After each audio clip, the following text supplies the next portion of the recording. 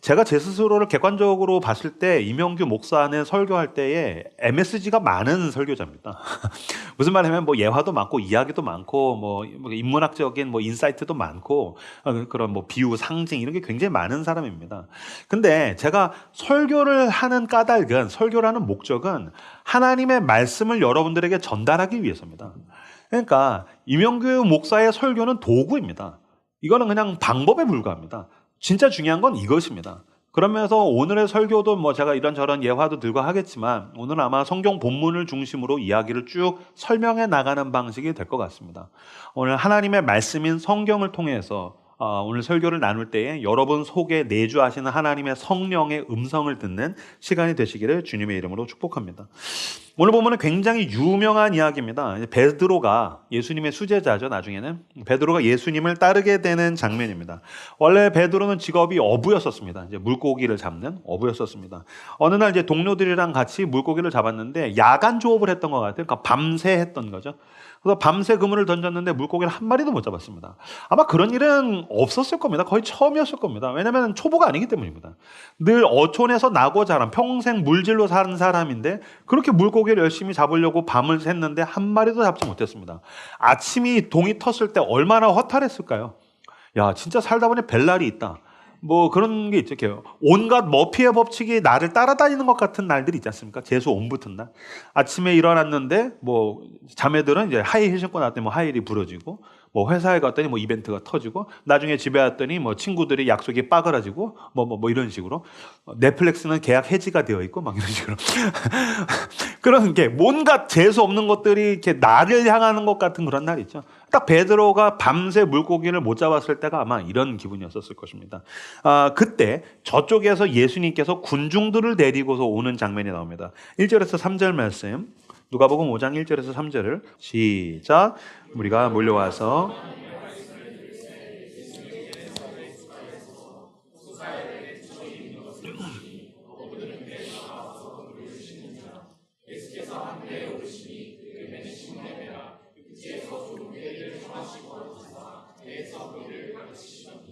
그래서 무리가 몰려와서 예수님이 무리를 데리고 와서 막 말씀을 전하는데 자, 여러분들이 육지에 있는 예수님을 따라온 군중이라고 치면은 지금 여기는 이제 바닷가예요. 그럼 여기에 이제 배가 두 척 있는데 예수님이 베드로의 배에 오르신 거죠. 그리고 야, 조금 떼라. 뒤로 가자. 그리고서 여기 있는 그 관중들을 향해서 하나님의 말씀을 전하는 겁니다. 그리고 말씀을 마치신 다음에 예수님께서 베드로에게 명하시죠.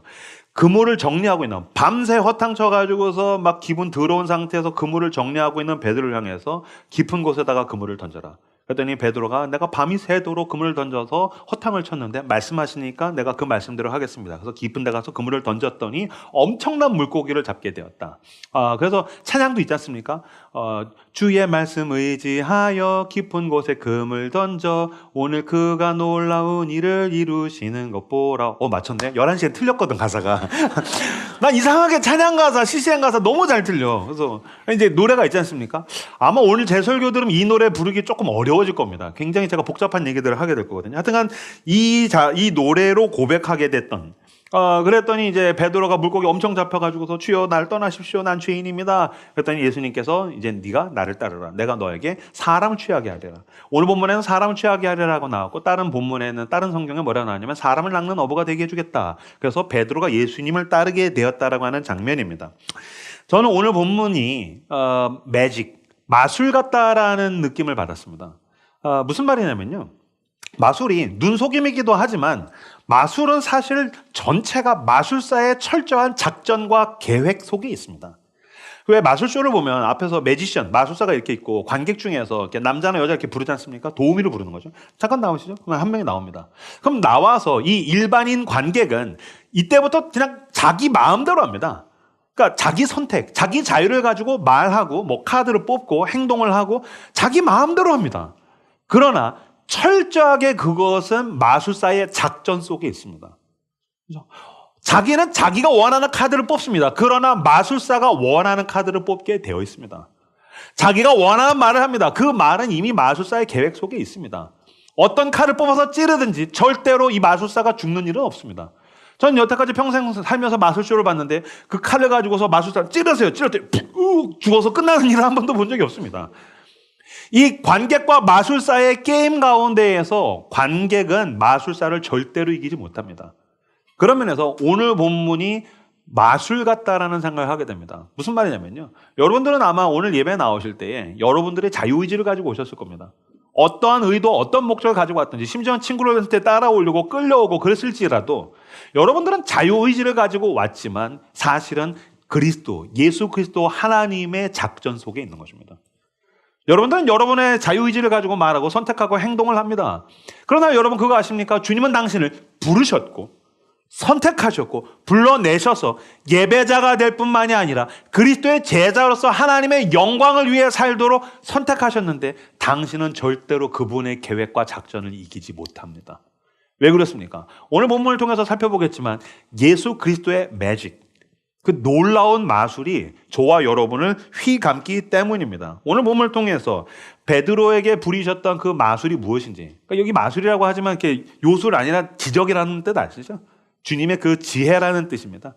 그분의 능력과 지혜가 마술과 같이 어떻게 우리에게도 나타나는지를 세 가지를 통해서 함께 살펴보려고 합니다. 오늘 본문을 가장 심플한 교훈으로 후려친단 말 좀 거시기하네요. 오늘 본문을 가장 심플한 교훈을 알려드리면 뭐냐면은 고난이 있고 위기에 빠진 사람이 예수님의 말씀에 순종하면 큰 기적을 경험하게 된다. 위기에 빠져 있고 힘든 사람이 예수님의 말씀에 순종하면 큰 능력을 경험하게 된다. 이것이 오늘 본문을 가장 심플하게 해석한 것입니다. 근데 혹시 여러분 그 예전에 TV 프로 중에 SBS에서 했던 그것이 알고 싶다라는 프로그램에 보면은 김상중이라는 탤런트가 했던 유명한 명대사가 있습니다. 그런데 말입니다. 야, 내시가 반응이 제일 구린데? 야, 니네가 제일 강박한 거야. 야, 나 2주 만에 왔으면 좀 뭐 가식적으로라도 해야 되는 거 아니나? 야, 너무 심하네요. 네, 알겠습니다. 너무 솔직하네. 좋습니다. 그런데 말입니다라는 대사를 합니다. 이 그런데 말입니다라는 대사가 왜 나오냐면요. 어떤 사실에 대해서, 팩트에 대해서 설명을 쭉 합니다. 근데 그 팩트 이면에는 사람들이 모르는 더 중요한 진실이 숨겨져 있을 때, 그러니까 겉표면적인 이야기들을 쭉 한 다음에 김상중 씨가 그런데 말입니다. 그럼 그때부터 나오는 이야기는 그 사실 속에 숨겨져 있는 더 깊은 진실인 거죠. 그러니까 그 이야기를 할 때 그런데 말입니다라는 말을 쓰게 됩니다. 마찬가지로 저는 오늘 본문에 대해서 이 문구를 쓰고 싶습니다. 그런데 말입니다. 그의 순종에 대해서 우리는 조금 더 살펴볼 필요가 있을 것입니다. 과연 베드로의 순종이 순종이었느냐? 자, 4절과 5절 말씀을 한번 보실까요? 읽도록 하겠습니다. 읽겠습니다. 시작.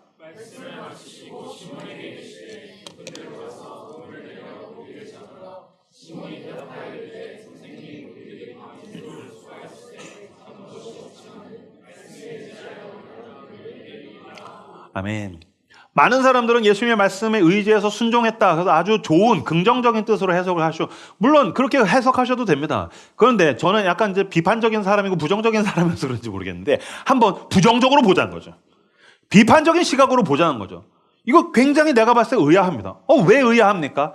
말이 깁니다. 베드로가 지금 말이 깁니다. 무슨 말이냐면요. 살면서 겪어봤을 때 진짜 좋은 마음으로 순종하는 사람은 말이 짧습니다. 제가 우리 딸한테 심부름 시키지 않습니까? 아니면 어떤 야, 공부해. 가서 물 좀 떠와. 야, 이거 해. 저거 해. 정리해야 돼. 그럼 지가 동의할 때는요. 심정적으로 동의할 때 말이 짧습니다. 응, 아빠. 알았어.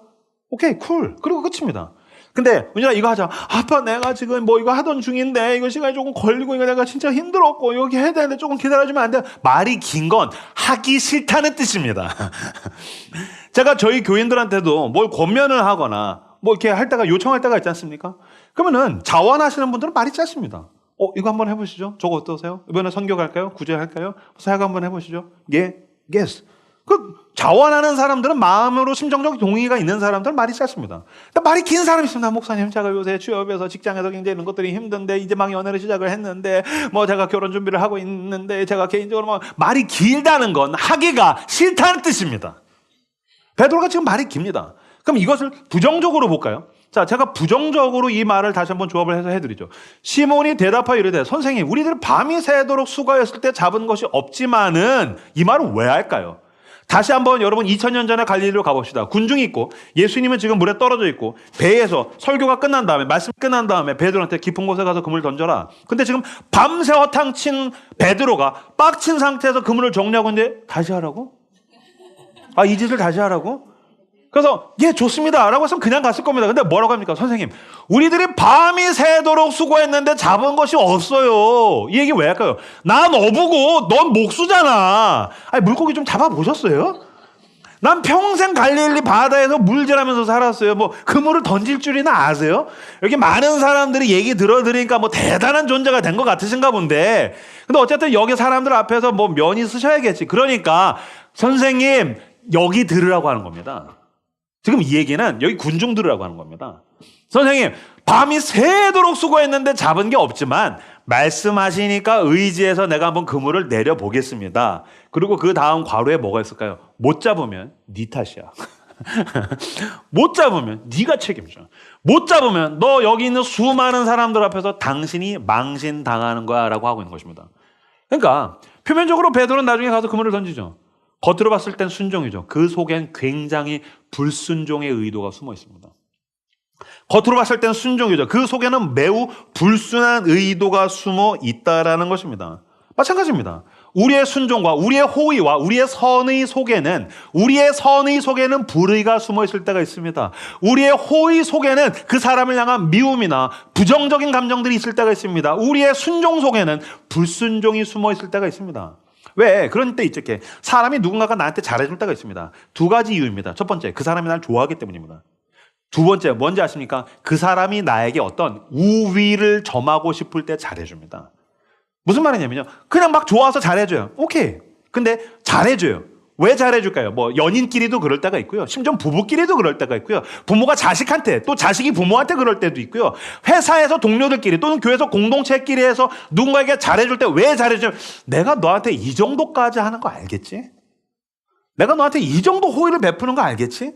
그러니까 네가 나한테 어떻게 해야 되겠어?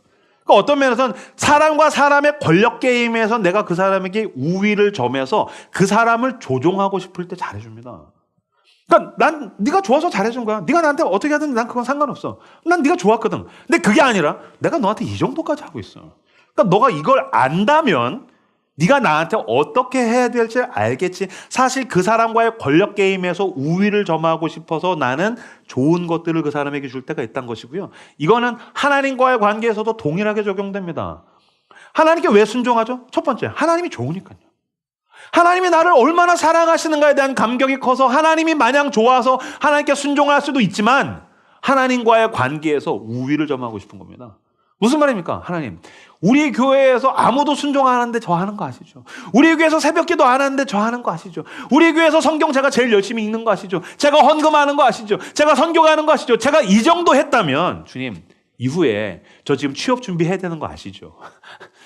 제가 이제 결혼 준비해야 되는데 대출이 나와야 되는 거 아시죠? 주님, 내가 애를 키우고 있는데 우리 애가 지금 입시 문제에 시달리고 있다는 것을 아시죠? 무슨 얘기입니까? 그 사람은 지금 하나님께 호의를 베풀고 하나님께 순종해서 하나님을 조종하고 싶은 겁니다. 그러니까 우리가 죄인이라는 말의 뜻은 우리는 겉으로만 불순종할 뿐만이 아니라 순종할 때에도 사실 우리에게는 불순한 의도가 숨어 있을 때가 많다는 것입니다.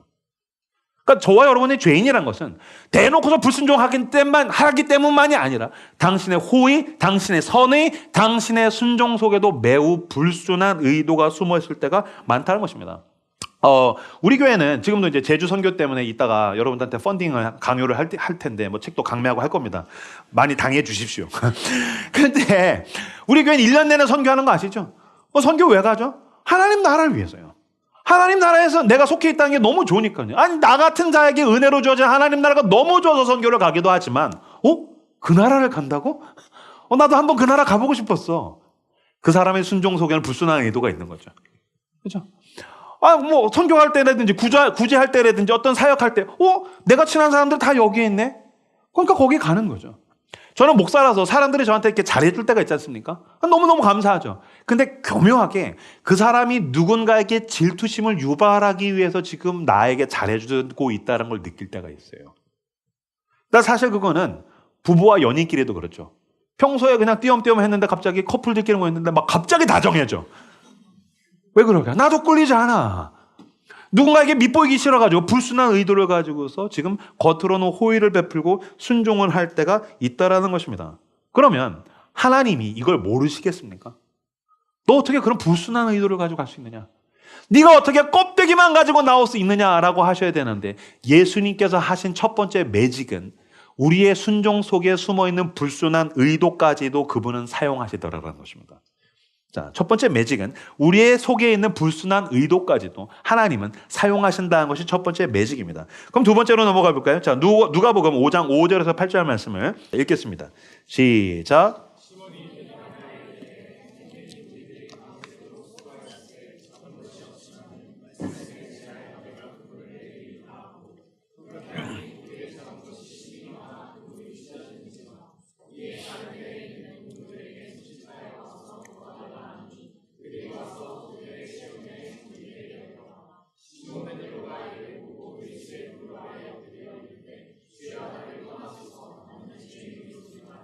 네, 예수님께서 베드로에게 하신 첫 번째 매직은 베드로 속에 있는 불순한 의도까지도 사용하셔서 놀라운 일을 행하신다는 것이죠.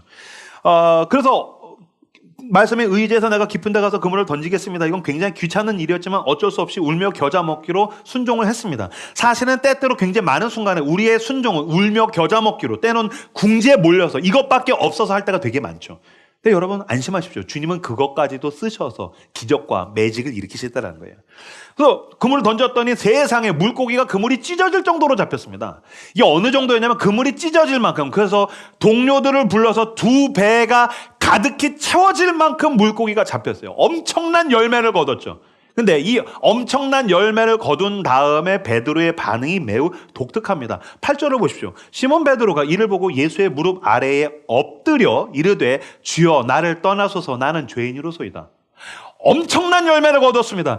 예수 그리스도는 그 베드로의 불순한 의도까지도 사용하셔서 엄청난 열매를 거두셨어요. 그 엄청난 열매를 본 다음에 베드로가 엎드려서 뭐라고 합니까? 주여 나를 떠나십시오. 나는 죄인입니다 라고 했습니다. 이건 너무 이상한 얘기입니다. 왜 그렇습니까? 내가 그토록 바라던 열매를 이렇게 많이 거두었는데 갑자기 회개를 하기 때문입니다. 갑자기 나는 죄인입니다 하면서 고백을 하고 나를 떠나달라고 얘기합니다. 이거는 앞뒤가 개연성이 안 맞습니다. 여러분 생각해보세요. 여러분 가운데 직장인들 회사 열심히 다녔어요. 그래서 2년차, 3년차, 5년차 열심히 일했어요. 근데 작년에 매출이 좋았어요. 그래서 대표가 보너스를 크게 줬어요. 세상에 내 통장에 찍힌 그 보너스가 큰 걸 보고 그 대표 앞에 엎드려 대표님 나는 죄인입니다. 나를 떠나소서. 이 보너스는 나에게 과합니다 라고 하지 않습니다. 매출이 과할 때 손님 나를 떠나소서. 이 매출은 나에게 과합니다 라고 하지 않기 때문입니다. 아니 오히려 우리들은 내가 가지고 있는 역량과 기능보다 큰 걸 거두고 싶어합니다. 요행. 그러니까 우리가 제일 원하는 건 요행이죠. 그래서 여러분들이 매주 토요일마다 로또를 사는 거 아니겠습니까? 로또가 된다면 누구도 회개하지 않습니다. 이건 내가 마땅히 얻어야 할 것, 내가 얻고 싶은 거라고 생각하는데 베드로는 그것이 이루어진 다음에 갑자기 엎드려서 회개를 하기 시작하더라는 것입니다. 왜 그럴까요? 베드로의 부르심에 또 숨어있는 한 가지 사건이 있기 때문입니다. 예수님에 대해서 기록한 것을 복음서라고 하고요. 신약이 출발을 하면은 마태, 마가, 누가, 요한복음, 그래서 사복음서라고 이야기합니다. 이때 마태, 마가, 누가복음을 공관복음이라고 이야기합니다. 한번 따라서 해주시겠습니까? 공관복음. 공관, 같은 관점을 가지고 있다는 뜻이에요. 그래서 마태, 마가, 누가복음은 같은 관점을 가지고서 그리스도를 바라봅니다. 그런데 네 번째 복음서라는 별명을 가지고 있는 요한복음은 조금 관점이 다릅니다. 우선 시기적으로 마태, 마가, 누가복음이 나온 것을 그 사도 요한이 읽고서 여기에 없는 내용들을 굉장히 많이 집어넣었습니다. 그래서 네 번째 복음서 요한복음에는 공관복음에는 없는 이야기들이 있고 베드로의 부르심에 대해서도 공관복음에 없는 이야기가 요한복음에 들어가 있습니다. 요한복음 1장 35절과 42절 읽어보도록 하겠습니다. 읽겠습니다. 시작.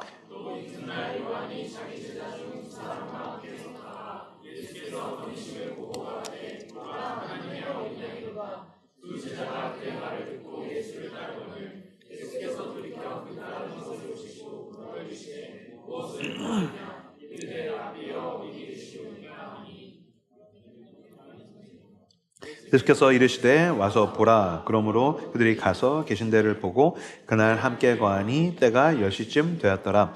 요한의 말을 듣고 예수를 따르는 두 사람 중에 하나는 시몬 베드로의 형제 안드레라. 그가 먼저 자기의 형제 시몬을 찾아 말하되 우리가 메시아를 만났다 하고, 메시아는 번역하면 그리스도라, 데리고 예수께로 오니 예수께서 보시고 이르시되 내가 요한의 아들 시몬이니 장차 게바라 하리라 하시니라. 게바는 번역하면 베드로라. 아멘. 우리가 읽었던 누가복음에서 배 타고 있다가 물고기 못 잡고 깊은 데다 그물 던져라, 그래서 그물 잡고 엎드렸더니 이제 내가 너를 사람 낚는 어부가 되게 하리라. 이게 마태, 마가, 누가복음에서 베드로가 부르심을 받는 장면인데, 요한복음에서의 부르심의 장면은 다릅니다. 먼저 예수님 전에 있었던 세례 요한이 제자들이 잔뜩 있었습니다. 세례 요한이 한참 활동할 때 예수님은 신인 루키입니다.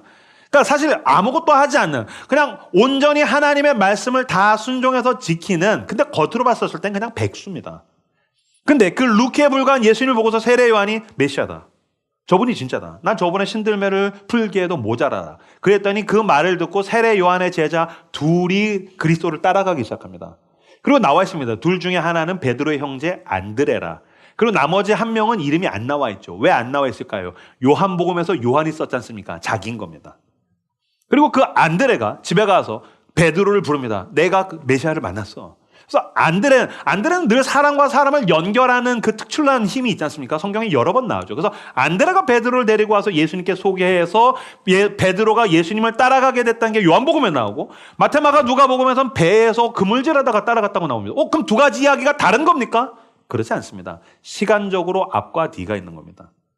요한복음이 먼저 있었다고 저는 봅니다. 무슨 말입니까?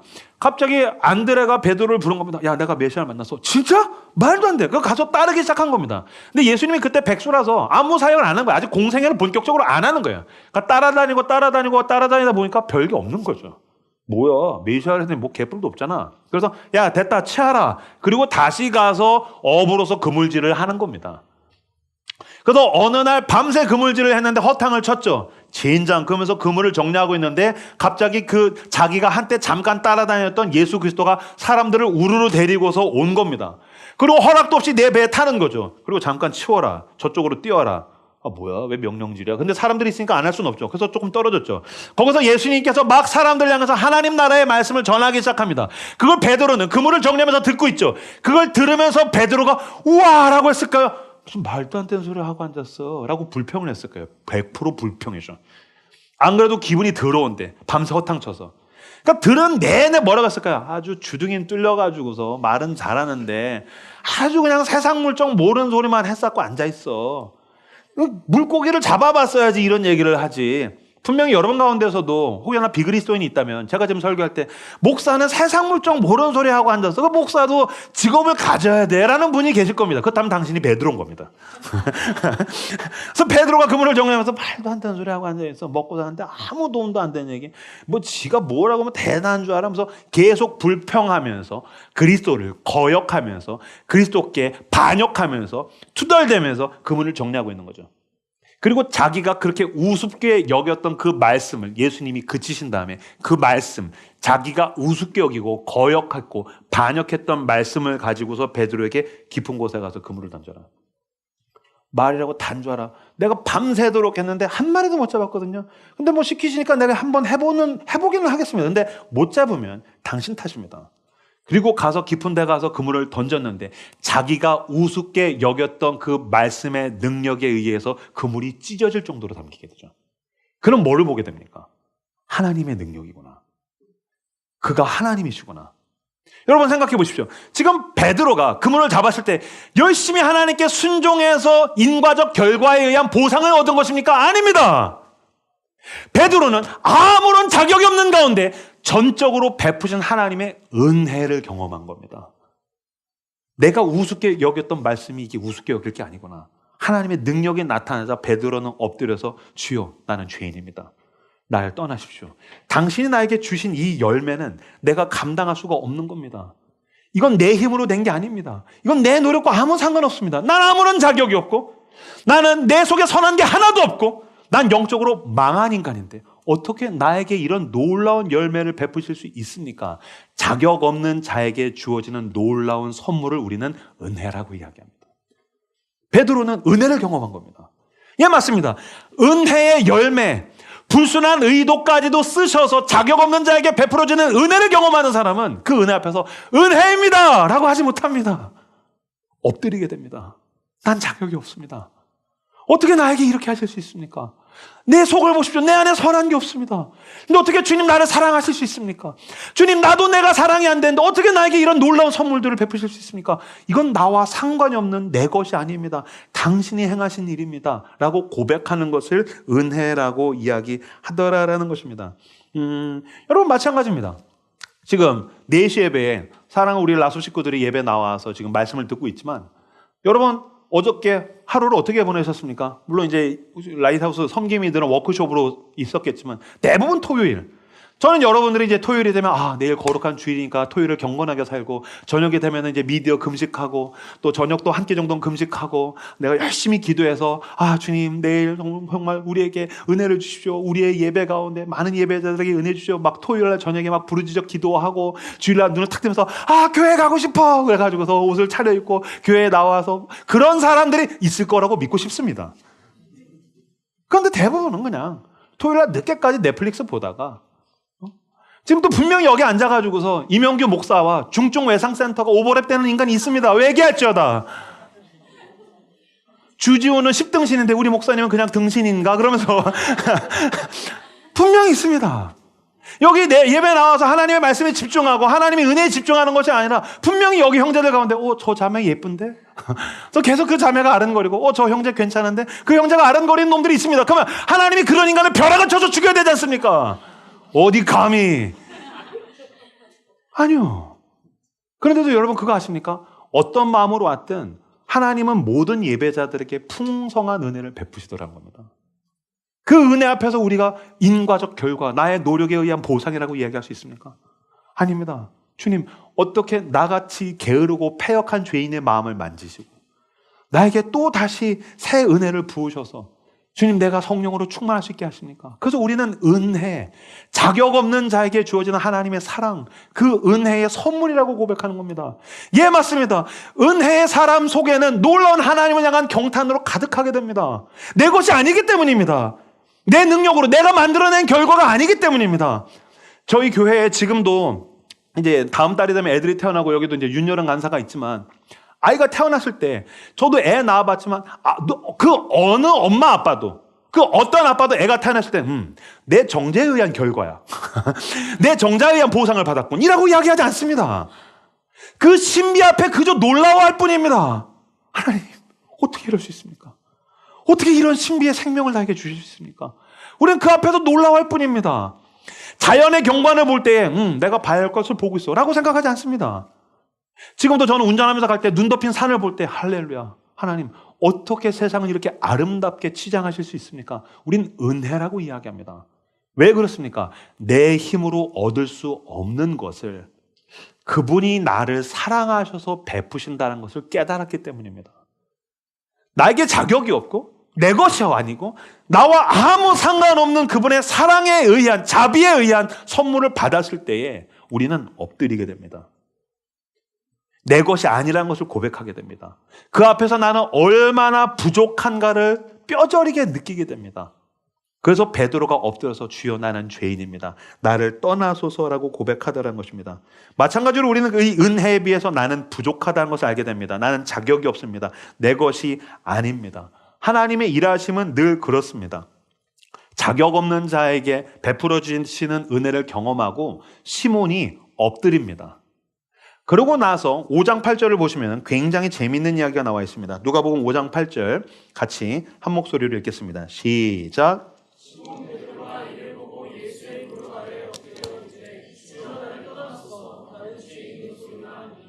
아멘.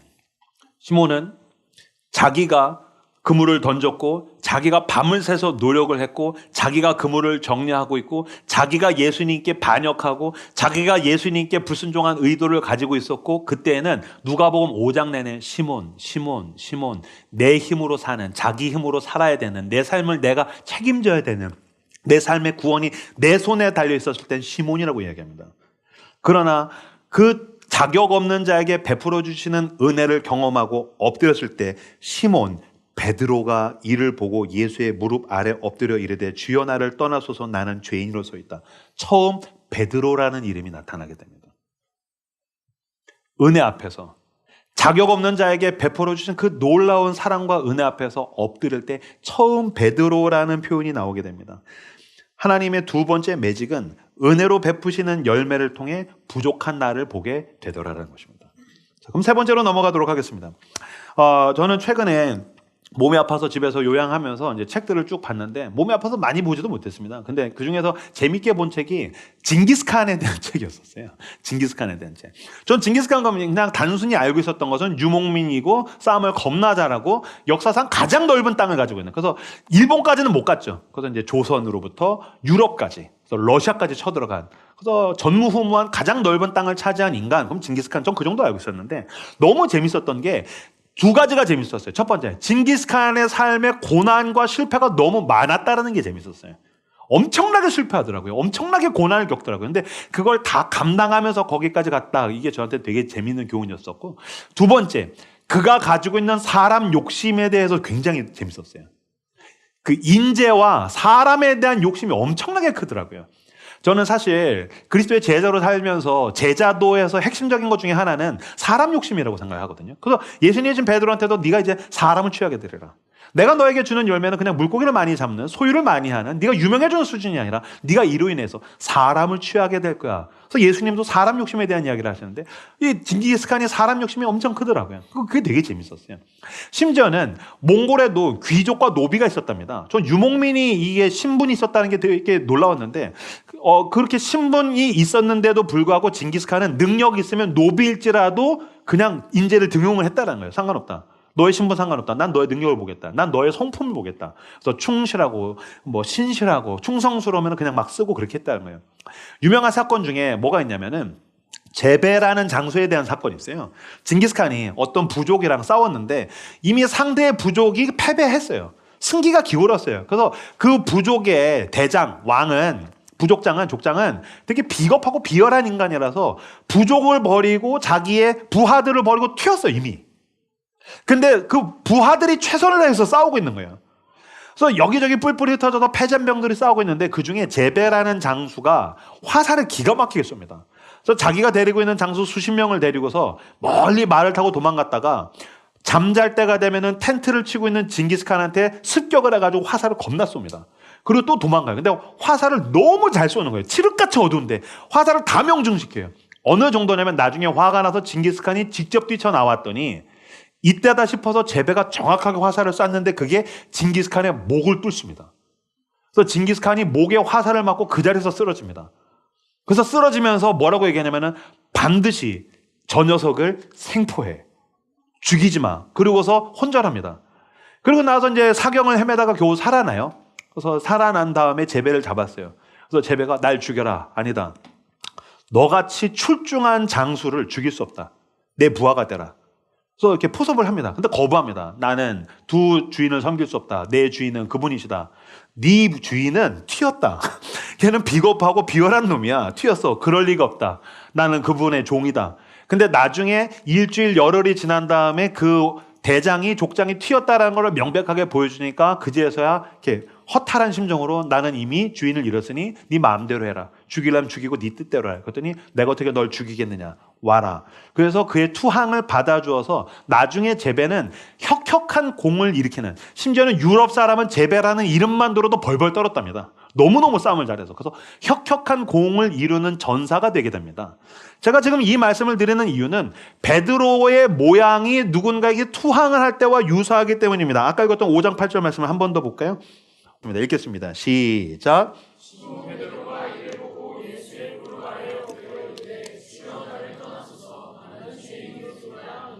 네, 베드로가 지금 뭐 합니까? 예수의 무릎 아래 엎드렸습니다. 그리고 뭐라고 합니까? 주여 나를 떠나십시오. 나는 죄인입니다. 지금 베드로가 뭐 하고 있는 거죠? 항복하고 있는 거죠. 지금 베드로가 뭐 하고 있는 거죠? 투항하고 있는 거죠. 그랬더니 그 베드로를 용서하시고 받으셔서 나중에 베드로는 위대한 사도의 길을 가게 됩니다. 주님은 사실 베드로를 거기로 인도하기를 원하셨던 겁니다. 예수님의 작정은 거기에 있었던 겁니다. 근데 제가 지금 세 번째로 말씀드리고 싶은 건 그겁니다. 어떻게 그의 투항을 이렇게 쉽게 받으셨냐는 겁니다. 여러분, 그거 아십니까? 인간관계에서 항복할 때가 있죠. 내가 너한테 항복하겠다. 어떤 갈등이 있다가 항복합니다. 항복하면 그 사람을 용납합니까? 아닙니다. 누군가가 나에게 용서를 구하면 그 사람을 용서하고 용납합니까? 그렇지 않습니다. 항복하면 우린 심판하는 걸 더 좋아합니다. 우린 그 사람이 항복하면 심판하는 걸 더 좋아합니다. 그래서 예수님도 그렇게 얘기하셨어야 됩니다. 예수님, 잘못했습니다. 뭘 잘못했는데? 잘 모르겠어요. 그게 네 문제야. 주님, 이제 알겠습니다. 아는 놈이 그래? 너무 무서워요. 이런 뱅뱅뱅뱅 노는 모습들이 사실은 연인과 부부와 직장 동료와 우리들끼리 퍼다지 않습니까? 항복하면 우리는 심판하고 싶어 합니다. 그 사람의 잘못을 만천하에 드러내서 완전히 처절하게 굴욕감을 주고 싶어 합니다. 근데 예수님은 베드로가 회개했더니 그 회개를 통해서 베드로의 인격 자체를 그냥 용납하는 겁니다. 여러분, 많은 사람들이 목사가 설교를 하거나 그리스도인들이 누군가에게 전도를 할 때 그리스도인들은 사람들에게 죄의식을 심어준다. 목사는 설교로 사람들에게 죄의식을 심어줘서 자꾸 회개를 강요하고 그래서 사람들을 조종하려고 한다고 얘기합니다. 그러니까 사람들이 느끼는 건 죄의식, 회개가 우리를 억압한다라고 느끼는 겁니다. 아닙니다. 그렇지 않습니다. 여러분, 오늘 본문에서 예수님과 베드로의 관계도 그렇고 여러분들이 살아오면서 겪었던 관계를 떠올려 보십시오. 회개를 하는 것, 용서를 구하는 건 참 쉬운 일은 아닙니다. 그러나 여러분 잘 생각해 보십시오. 용서를 구하는 게 힘듭니까? 용서하는 게 힘듭니까? 누군가에게 용서를 구하는 게 힘듭니까? 그 용서를 내가 그 사람을 해주는 게 힘듭니까? 해주는 게 훨씬 힘듭니다. 누군가에게 용서를 구할 때는요, 여러분, 이득이 있습니다. 용서를 구해서 얻어지는 회복이 있습니다. 내가 궁지에 몰려서 용서를 구하든지, 내가 어떤 걸 면피하기 위해서, 책임을 피하기 위해서, 내가 살기 위해서 용서를 구하든지, 그러니까 내가 어떤 원하는 무언가, 얻을 수 있는 무언가에서 용서를 구합니다. 용서를 해주는 게 안 됩니다. 말로는 용서를 할게라고 하는데 그 사람이 나에게 주었던 상처, 그 사람이 나에게 했던 말들, 그 사람이 나에게 지었던 표정들, 그 사람을 인해서 내가 느꼈던 그 감정들이 해소가 안 되는 겁니다. 그러면 베드로가 엎드려서 주여 나를 떠나소서 난 죄인이로소이다. 너 이제 알겠냐? 네가 감히 하나님의 아들을 주둥이로 나불거려? 네가 나를 속으로 뭐라고 느꼈어? 얘들아, 여기 있는 군중들아 들어라. 베드로가 속으로 나에게 뭐라고 얘기했냐면, 근데 2차로 떠버리시고 물고기들 다 도망가라고, 물고기들 다 도망가고 너는 빈배가 어울리는 놈이다. 너는 망해야 된다. 그렇게 해야 되지 않습니까? 심판하셨어야 되지 않습니까? 근데 여러분, 베드로가 회개했더니 예수님께서 그 회개만으로 베드로에게 있는 모든 거짓과 추악함과 가증스러움을 덮으셨습니다. 나는 지금도 나에게 잘못한 사람들을 용서하는 게 힘들어서 절절맬 때가 있습니다. 솔직히 말씀드리면. 그러나 여러분, 그리스도는 우리가 회개할 때에 그 회개만으로 네가 항복했으니 됐다. 난 더 이상 묻지 않겠다. 그리고 나에게 있는 그 허다한 죄를 다 덮으시더라는 겁니다. 바다와 같은 죄를 다 덮으십니다. 눈과 같이, 주홍과 같이 붉을지라도 눈과 같이 희게 하십니다. 그리고 그 존재 자체를, 그 사람을 끌어안아 용납해 주시더라는 것입니다. 여러분 잊지 마십시오. 회개는 우리에게 주어진 특권입니다. 만약에 여러분 가운데에 죄책감이 있으시다면 그리스도께로 나오십시오. 저도 그렇고 당신도 그렇고 우리가 살면서 지은 죄들이 있지 않습니까? 내가 누군가에게 상처를 주고 하지 말았어야 될 말과 하지 말았어야 될 행동과 내가 그때 비겁했고 비열했고 더러웠고 추악했고 음란했고 나에게는 그 죄들을 놓고 지금도 생각하면 찌릿찌릿 찔리는 죄책감들이 있을 것입니다. 그건 지워지지 않습니다. 상담으로, 정신분석으로, 그 어떤 정신분석과 그 어떤 치료로도 절대로 지워지지 않습니다. 그리스도께로 나오십시오. 주님께서 당신의 죄를 덮으시고 죄인인 우리 자체를 용납하십니다. 그리고 회개하는 자에게 새 삶을 허락하십니다. 아까 징기스칸이 제베에게 넌 이제 내 장수다 수준이겠습니까? 천박한 이 거짓된 어부를 위대한 사도로 탈바꿈시키셨습니다. 예수 그리스도의 마지막 매직은 그의 항복을 통해서 더 놀라운 순종의 길로 인도하시더라는 것입니다. 예수님께서 베드로가 항복했던 얘기하시죠. 너는 나를 따르라. 너는 나를 따르라. 저는 예전에 너는 나를 따르라라고 하면 와, 따라가는 사람이 대단하다고 생각했어요. 누가복음 5장 11절 말씀 읽겠습니다. 시작. 그들이 배들을 지대고 베드로가 항복했고 예수님께서 나를 따르라. 내가 이제 너가 사람 낚는 어부, 사람을 취하는 사람이 되게 해주겠다. 했더니 그들이 배들을 육지에 대고 모든 걸 버려두고 예수를 따르니라. 저는 이거 처음 예전에 젊었을 때 읽었을 때는 이걸 버린 제자들이 대단하다. 따라가는 제자들이 대단하다. 생계를 버리고 인간관계를 버리고 진짜 아까울 텐데 자기에 있는 즐거움을 버리고 예수님을 따라간다는 건 진짜 대단하구나라고 생각했어요. 근데 신앙의 연수가 지나가고 성경을 읽고 지나가다가 보니까 요새는 베드로가 대단한 게 아니죠. 이들을 끌고 가시는 주님이 참 대단하시구나. 이들에게 나를 따라와라. 그리고 그것들, 인간 같지 않은 것들, 엉망진창 좌충우돌하는 것들을 끌고 가시는 주님이 참 대단하구나라고 느껴요. 여러분, 우리는 누군가가 나를 따르라, 순종해라 라고 하면 뭐라고 느낍니까? 이 사람이 나 이용해 먹으려고 한다. 지 이득을 위해서 이용해 먹으려고 하는구나. 그러니까 우리가 사실 주님께 순종하십시오, 주님을 따르십시오라고 하면 교회에서 우리 이용해 먹으려고 그러는 거야. 나한테 헌금 뜯어내려고. 그래서 종교적인 목적을 가지고서 목사가 지가 스타가 돼가지고서 교회를 흥왕하게 하려고 저거 이용해 먹는 거. 아니요. 그렇지 않습니다. 주님이 나를 따르라고 당신에게 순종을 요구하신 것은 오직 예수 그리스도만이 당신에게 가장 좋은 것을 주실 수 있기 때문입니다. 세상은 줄 수 없습니다. 나도 나를 즐겁게 해줄 수가 없습니다. 나도 나에게 가장 좋은 것을 제공해 주지 못합니다. 누가 할 수 있습니까? 내 인생의 길이요, 진리요, 생명 되시는 예수 그리스도만 하실 수 있습니다. 나를 따르라고 하신 주님께서 요한복음 10장 11절에 보면 이렇게 이야기하십니다. 한 목소리로 읽겠습니다. 시작. 나는 선한 목자라. 선한 목자는 양들을 위하여 목숨을 버리거니와 삭구는 목자가 아니요 제 양이 아니라 이가 오는 것을 보면 양을 버리고 달아나나니 이가 양을 물어가고 또 해치느니라. 아멘. 반주해 주시겠습니까? 나는 선한 목자라. 삭구는 위기가 오면 다 도망가지. 여러분들이 의지하고 있는 것은 무엇입니까? 베드로가 그물을 의지하고 있듯이 여러분들이 의지하고 있는 것은 무엇입니까? 커리어입니까? 여러분의 통장 잔고입니까? 여러분의 연인과 배우자입니까? 부모입니까? 그 어떤 것을 의지하고 있는지 모르겠습니다. 밤이 새도록 허탕쳤을 때 무엇이 당신을 구원할 수 있습니까? 주님이 말씀하십니다. 나만 선한 목자다. 내가 너를 인도할 수 있다. 그 세상의 그 어떤 것도 나처럼 너에게 해줄 수는 없다. 자기 자신을 선한 목자라고 이야기하신 주님은 복음서의 후반으로 가면 어떻게 됩니까? 십자가를 향해서 가십니다.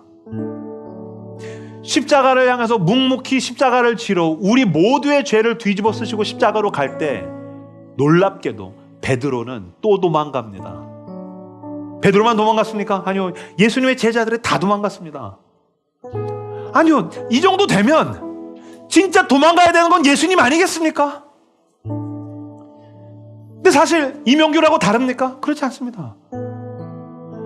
내 입장에서 봤을 때 나도 주님을 따라가는 게 쉬운 일은 아니지만 주님이 이명규 같은 거 끌고 가시느라 참 고생이 많으시구나. 나 같았으면 이명규 같은 거, 이명규 난 더 이상은 너랑은 못 해먹겠다 버리고 도망가셨을 것 같아요.